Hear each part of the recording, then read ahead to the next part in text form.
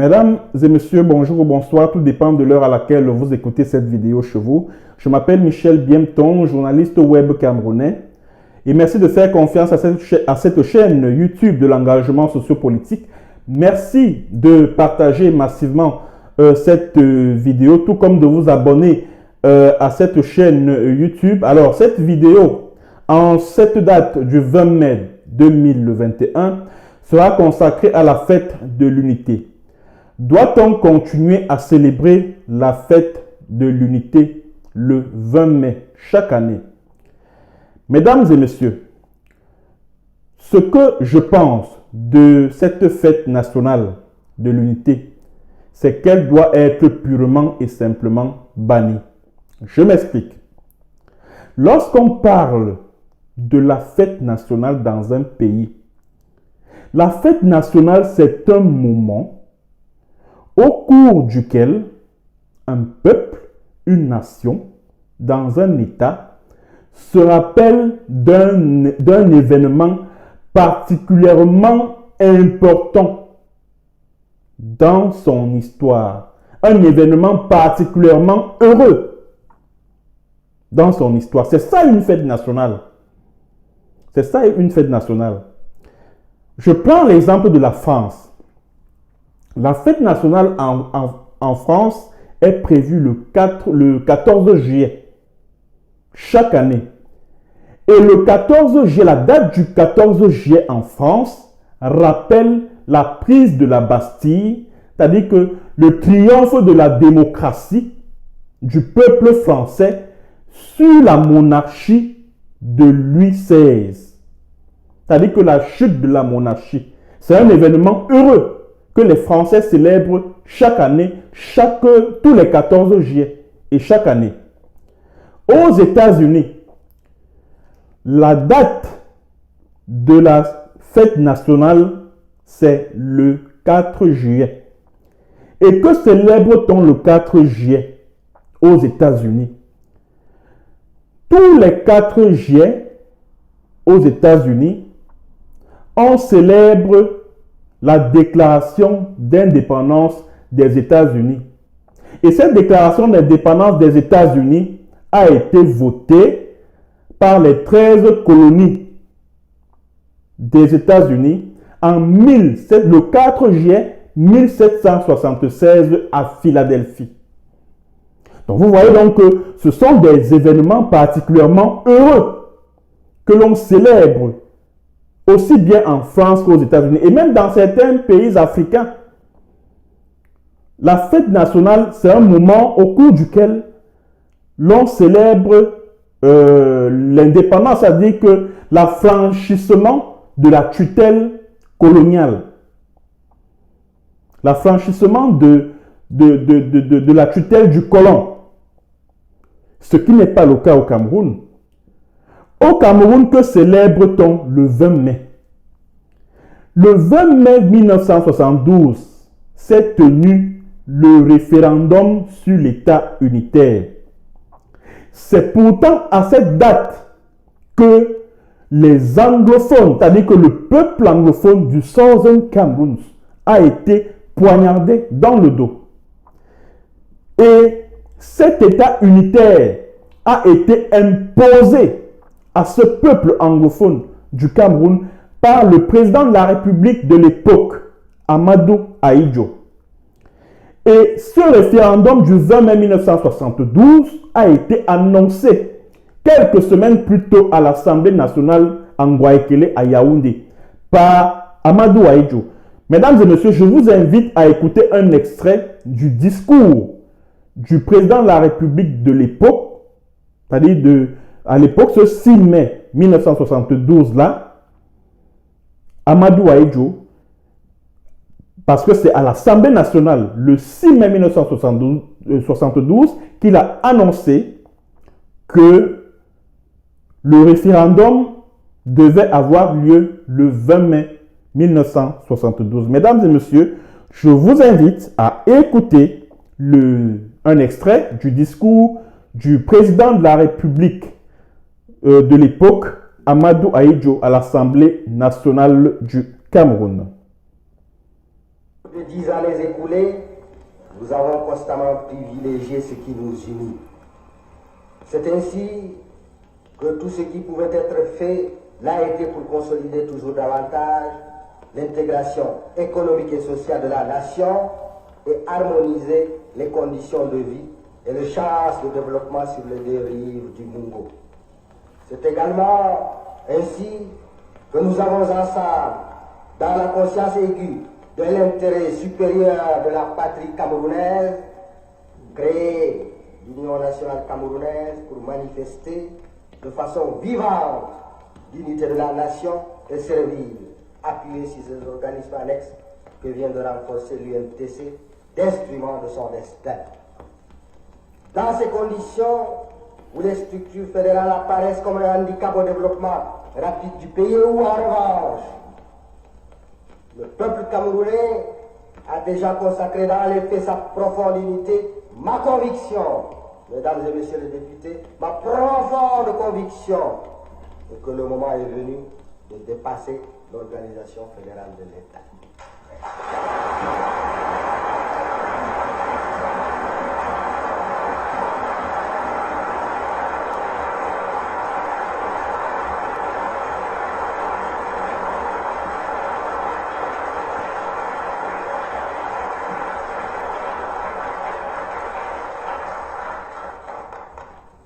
J'ai, en conséquence, conscient de mes responsabilités à l'égard de la nation et décidé de consulter par voie de référendum le peuple camerounais, souverain et maître de son destin, sur l'institution immédiate d'un État unitaire.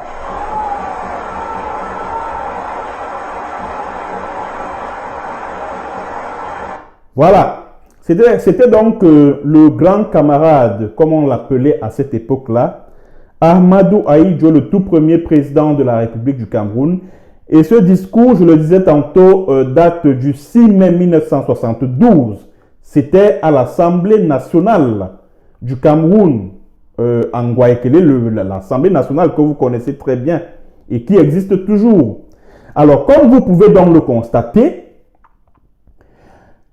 l'unité, c'est-à-dire que quand vous entendez parler de l'État unitaire au Cameroun, cet État unitaire a été imposé aux deux peuples des deux rives du Mungo, c'est-à-dire que le peuple francophone de la République du Cameroun et le peuple anglophone du Southern Cameroun. Cet État unitaire n'est pas l'émanation de la volonté des deux peuples. C'est-à-dire que Ahmadou Ahidjo a imposé, vous avez suivi le discours quand il dit ma conviction, ma profonde conviction. Donc ça veut dire que c'est une situation qu'il a imposée aux Camerounais et surtout aux populations anglophones du Southern Cameroun. Et dans son discours, quand il explique cette décision de démanteler la structure fédérale de l'époque par le fait que cette structure fédérale était très coûteuse pour le budget de l'État du Cameroun, c'est du n'importe quoi. Pourquoi? Parce que Ahmadou Ahidjo avait déjà engagé un processus de démantèlement de la structure économique du Southern Cameroun. C'est-à-dire, compte tenu de ce qu'il fallait annexer le Southern Cameroun et en faire une partie de la République du Cameroun, il fallait rendre économiquement indépendant de la République du Cameroun le peuple du Southern Cameroun. Et pour rendre ce peuple dépendant, économiquement dépendant de la République du Cameroun, il fallait démanteler sa structure économique. C'est pour cela que vous allez voir que certaines entreprises qui faisaient partie du fleuron économique du Southern Cameroun ont dû fermer boutique.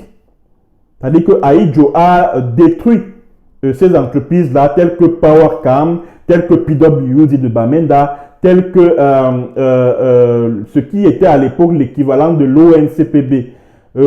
bref, pas mal de sociétés, ainsi que des infrastructures économiques telles que le port de Tiko, l'aéroport international de Tiko, etc., etc. Donc, le Cameroun Bank.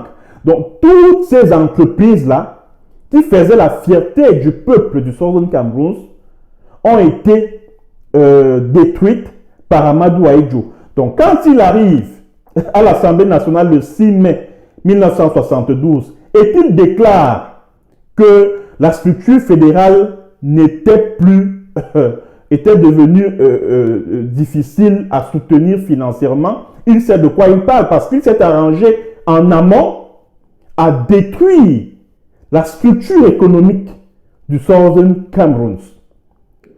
Voilà ce que vous devez retenir. Donc, le référendum du 20 mai 1972, c'est-à-dire que l'État unitaire a été quelque chose.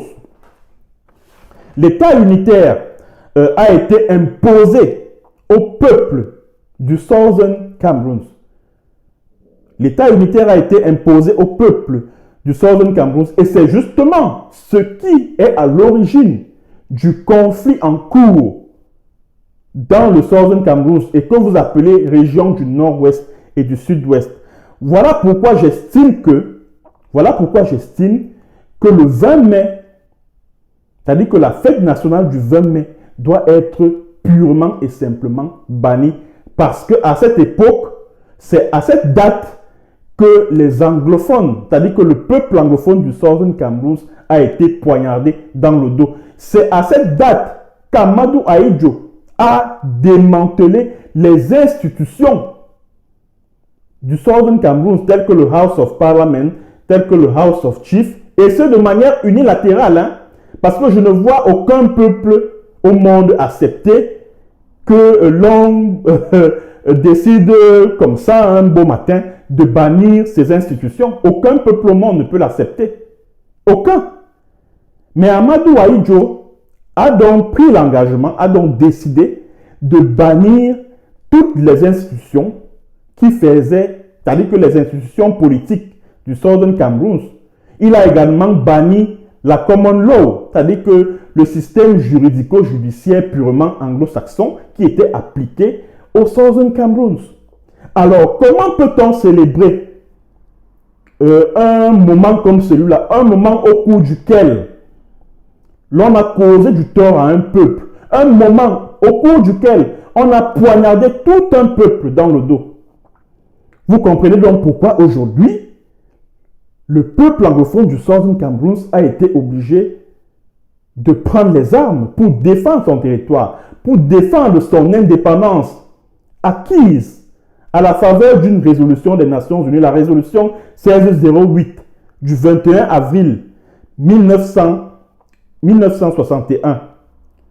Alors, comment peut-on célébrer une date comme celle-là? Comment cela peut être possible? Aucun peuple au monde ne peut l'accepter. Et parlant de l'État unitaire, parlant de l'unité nationale, revenons à la réunification des deux Camerouns. Est-ce qu'on peut véritablement parler de réunification au Cameroun? C'est non. Parce que pour qu'il y ait réunification, il faut un accord de réunification.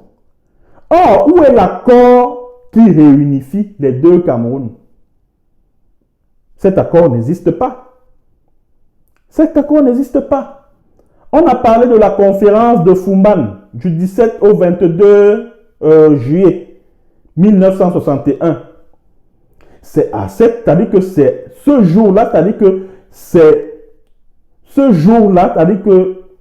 c'est à cette période-là que devait être signé l'accord tripartite prévu dans le point 5 de la résolution 1608 du 21 avril 1961. Or, cet accord tripartite n'a jamais été signé. Au contraire, Amadou Ahidjo est venu avec un projet de modification de la Constitution du 4 mars 1960 qui était appliqué en République du Cameroun, mais qui n'était pas opposable au Southern Cameroun parce que le Southern Cameroun avait ses lois émanant de la common law, du système de la common law. Alors il est venu avec ce projet de loi modifiant la constitution du 4 mars 1960 portant État fédéral du Cameroun. Il a imposé ça à la délégation du Southern Cameroon. Et après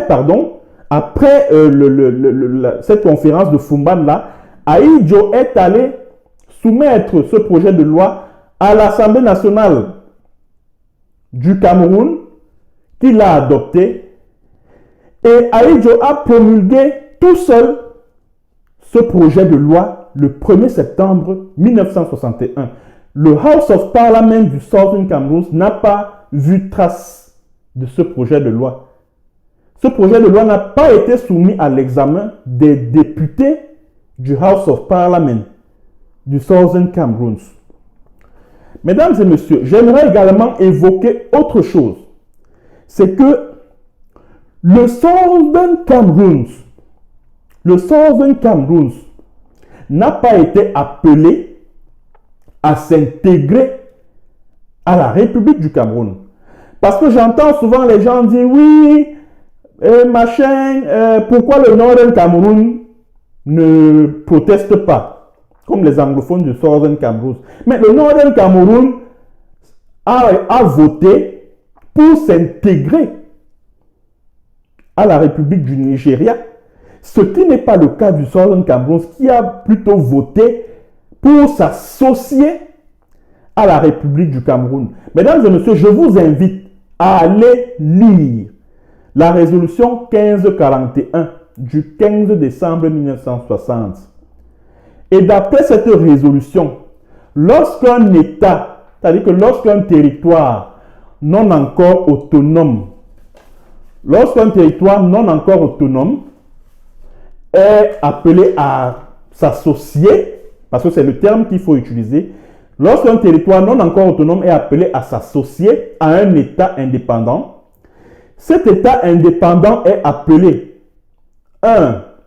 à garantir à ce territoire non encore autonome le droit d'avoir une constitution intérieure sans ingérence extérieure.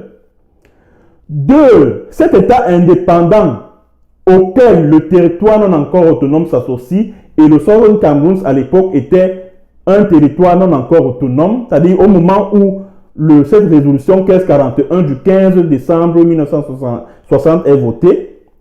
Alors, l'État indépendant auquel s'associe le territoire non encore autonome doit garantir à ce territoire, aux populations de ce territoire, le droit de modifier son statut. Le droit de modifier le statut de leur territoire. Donc, ça veut dire que la République du Cameroun à l'époque, c'est-à-dire que selon cette résolution onusienne, la République du Cameroun à l'époque avait l'obligation de garantir au peuple du Southern Cameroun le droit de changer de statut, c'est-à-dire le droit de partir d'un territoire associé à la République du Cameroun à territoire totalement indépendant. Donc, ça veut dire que lorsque les ambazoniens revendiquent un État indépendant, ils ont raison sur la base de cette résolution onusienne-là, puisque jusqu'à ce jour, le statut de ce que vous appelez aujourd'hui le Nord-Ouest et le Sud-Ouest, au sens du droit international, c'est un territoire non encore autonome qui s'est rattaché à un État indépendant. Donc les ambazoniens ont bel et bien le droit de défendre par tous les moyens l'intégrité de leur territoire, leur indépendance. C'est de ça qu'il est question. Et il y a également autre chose, c'est que Ahidjo a décidé d'organiser le référendum sur l'État unitaire le 20 mai 1972 de manière unilatérale, comme je le disais. Mais le drame, c'est que c'est la majorité francophone qui a imposé sa volonté à la minorité anglophone. Donc, ça veut dire que le référendum qui s'est déroulé le 20 mai 1972 est vicié. Puisque normalement, seul le peuple du Southern Cameroun aurait dû être consulté. Donc, le référendum du 20 mai 1972 là s'inscrit en violation de la résolution 1541 dont je parlais tout à l'heure et que je vais vous lire l'extrait de cette résolution là concernant le référendum du 20 mai 1972. Et ce référendum du 20 mai 1972 avait le don d'intégrer, non plus d'associer le Southern Cameroun à la République du Cameroun, mais d'intégrer le Southern Cameroun à la République du Cameroun. Voici ce que dit le principe 9B, c'est ça le principe 9B, de la résolution 1541 de l'ONU du 15 décembre 1960. Voici ce que dit la résolution. C'est un extrait. Hein? L'intégration, c'est-à-dire que l'intégration du Southern Cameroun dans la République du Cameroun doit résulter du désir librement exprimé des populations du territoire. On n'a pas dit des populations des territoires, c'est-à-dire que le territoire qui doit s'associer et le territoire auquel on doit s'associer. On dit bien, c'est-à-dire la résolution précise bien des populations du territoire, pleinement conscientes du changement de leur statut. Donc, ça veut dire que il faut que les populations du Southern Cameroun, donc il n'y avait que les populations du Southern Cameroun de décider si oui ou non elles devraient intégrer leur territoire, le Southern Cameroun, à la République du Cameroun. Ce n'était pas aux deux peuples de décider ce fameux 20 mai 1972 de l'union ou de la fusion des deux Camerouns. Non, c'était aux populations du Southern Cameroun seules de décider si elles veulent s'intégrer à la République du Cameroun. Donc, ça veut dire que la forme unitaire, bien sûr, de l'État du Cameroun est attentatoire aux textes internationaux, notamment la résolution dont je viens de lire l'extrait. Quand j'entends les Camerounais dire que ouais, l'Ambazonie, l'État fantôme, l'État ceci, l'État cela, machin truc, mais j'en rigole. J'en rigole parce que même la République du Cameroun est une république, moi j'appelle la République du Cameroun actuelle une république bricolée du Cameroun. Une république où on ignore où la frontière commence et où elle se termine. Est-ce que c'est la République du Cameroun côté francophone? Est-ce que c'est la République fédérale? Est-ce que c'est la République unie? Est-ce que c'est la République... Bref, on n'en sait strictement rien de cette république-là. Pourtant, tout le monde sait que la seule république du Cameroun qui est reconnue au niveau des Nations Unies, c'est la partie francophone, c'est-à-dire la République du Cameroun, qui a obtenu son indépendance le 1er janvier 1960 et qui a été admise aux Nations Unies le 20 septembre 1960. C'est vrai que nous sommes le 20 mai, mais le Cameroun a été admis aux Nations Unies le 20 septembre, décidément, le 20 mai revient, le 20 septembre 1960. Et c'est depuis cette date que le Cameroun, c'est-à-dire que le seul Cameroun qui est reconnu depuis cette date dans le concert des nations, c'est la République du Cameroun côté francophone. C'est la République du Cameroun côté francophone. Donc, comme vous pouvez le constater, il y a eu forfaiture quelque part. C'est-à-dire que les anglophones, c'est-à-dire que le peuple anglophone du Southern Cameroun s'est toujours vu imposer un certain nombre de choses. Et si Ahidjo s'est comporté ainsi, il ne l'a pas fait de lui-même, il était sous la pression de Paris, il était sous la pression française.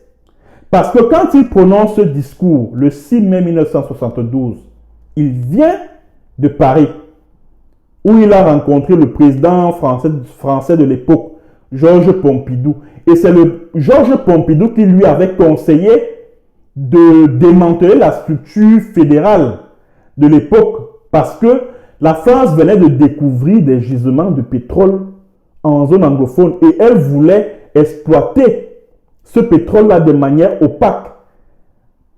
Et la structure fédérale de cette époque-là ne permettait pas à la France d'exploiter ce pétrole-là de manière opaque. Voilà pourquoi Georges Pompidou a demandé à Amadou Ahidjo de détruire l'État fédéral de l'époque, de bannir l'État fédéral et d'instaurer un État unitaire. Donc, comme vous pouvez donc le constater, l'État unitaire que nous célébrons aujourd'hui est un État unitaire au forceps. C'est un État unitaire pour plaire.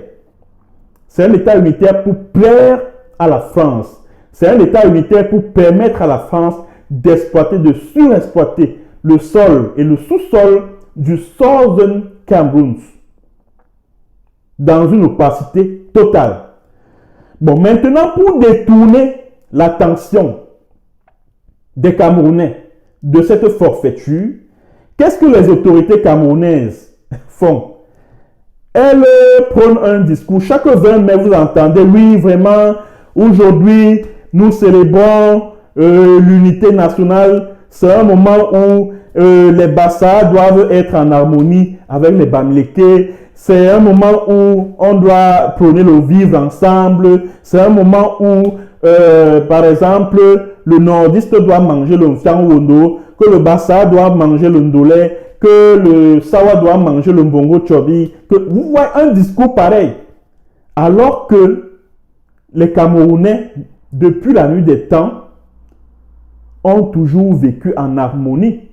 Il y a toujours eu harmonie entre différentes communautés ethniques et tribales. Moi qui vous parle, moi je suis issu d'un mariage entre un Bassa et une Mangissa de la Lekié.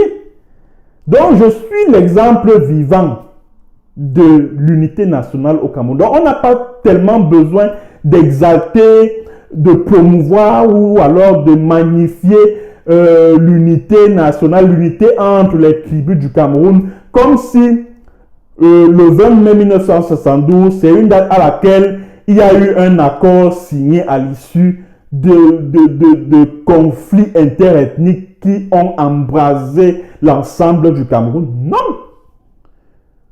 Tous ces discours que vous entendez chaque 20 mai, c'est pour distraire les Camerounais du véritable fin mot de ce 20 mai, à savoir l'imposition, c'est-à-dire qu'on a imposé l'État unitaire, c'est-à-dire qu'on leur a imposé cela, et de force, aux anglophones. C'est ça le problème, et c'est ce qui justement est à l'origine du conflit en cours dans le Southern Cameroun. Alors, pour terminer, je vais m'adresser aux autorités camerounaises. On ne construit pas une nation sur la base du mensonge, sur la base de la ruse politique, sur la base de la malhonnêteté, de l'escroquerie politique, parce que c'est ce qui s'est passé le 20 mai 1972. Et le peuple camerounais en pâtit aujourd'hui. Regardez ce qui se passe dans la zone anglophone. C'est une leçon. C'est une leçon que pour construire une nation, cela ne se passe pas par la force. Une nation, c'est le fruit du consentement entre tous les peuples. C'est le fruit du consentement du peuple, de l'ensemble du peuple. Le peuple accepte de vivre en harmonie. C'est-à-dire que les différentes populations qui constituent un peuple acceptent de vivre ensemble, de vivre en harmonie, de vivre en communauté. Conscients des joies et des peines qu'ils ont eu à traverser à un moment donné de leur histoire. Une nation ne se bâtit pas, et je le répète encore, sur la base du mensonge, sur la base de la ruse, de la malhonnêteté politique. Et c'est de ça que les anglophones souffrent aujourd'hui. Et c'est pour ça que le peuple anglophone a pris les armes. Alors on ne peut pas continuer à célébrer un moment aussi douloureux pour un peuple, précis, comme celui anglophone du Southern Cameroun. On ne peut pas continuer à célébrer cela. C'est donc ce que j'avais à dire à travers cette vidéo. J'espère que vous étiez nombreux à écouter. Merci de partager massivement cette séance vidéo et à bientôt pour un autre thème.